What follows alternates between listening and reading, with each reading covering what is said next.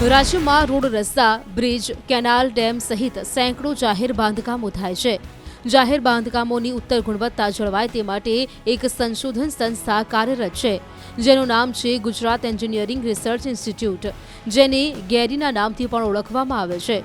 વડોદરાના ગોત્રી ખાતે કાર્યરત પ્રયોગશાળામાં જઈએ તો ત્યાં વિવિધ રોડ, ડેમના મોડલ તૈયાર કરાયેલા નજરે પડે છે. સરદાર સરોવર ડેમનું મોડલ પણ અહીંયા ઉપલબ્ધ છે.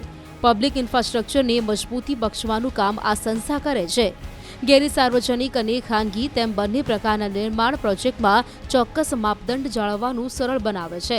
છેલ્લા 4 વર્ષમાં આ સંસ્થાએ 6,14,000 જેટલા નમૂનાઓની ચકાસણી કરી શ્રેષ્ઠ ગુણવત્તા સુનિશ્ચિત કરી, જેના કારણે રાજ્ય સરકારને 184 કરોડ રૂપિયાની આવક પણ થઈ.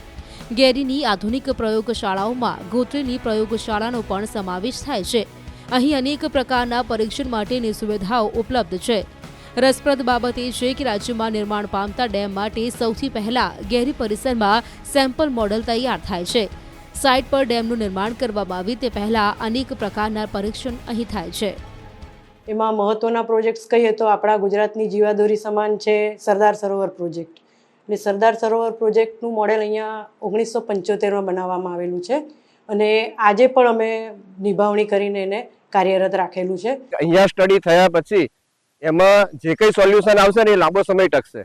કોઈ પણ સોલ્યુશન આપણે ક્યાં પ્રોબ્લેમ થયો તો એના મોડેલ પર એ ઓલ્ટરનેટિવ ટ્રાય કરીએ છીએ અને એના અલગ અલગ વિકલ્પોમાંથી શ્રેષ્ઠ વિકલ્પ કયો છે એ પસંદ કરી અને એ આપણે ભલામણ કરીએ છીએ. ગેરીમાં છેલ્લા 3 વર્ષમાં વ્યાપક સંખ્યામાં નમૂનાઓનું પરીક્ષણ કરવામાં આવ્યું છે, જેમાં માટી પરીક્ષણ, કોન્ક્રીટ ડિઝાઇન અને ડામરનો સમાવેશ થાય છે.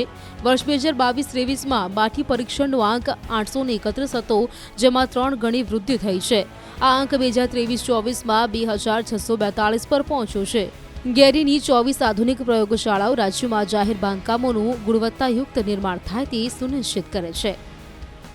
ગેરી વિવિધ આધુનિક લેબમાં ઇમારતોનું સમયસર યોગ્ય વૈજ્ઞાનિક પદ્ધતિસરનું પરીક્ષણ થાય અને એની સાથે ગેરી ખાતે હાઇડ્રોલોજિકલ મોડલ સ્ટડીઝ અને ખાસ કરીને જળાશયોના કાપ જમાવટ એનો સર્વે થાય, એની સાથે હાઈવે જંકશન જે ડિઝાઇનો તૈયાર થાય.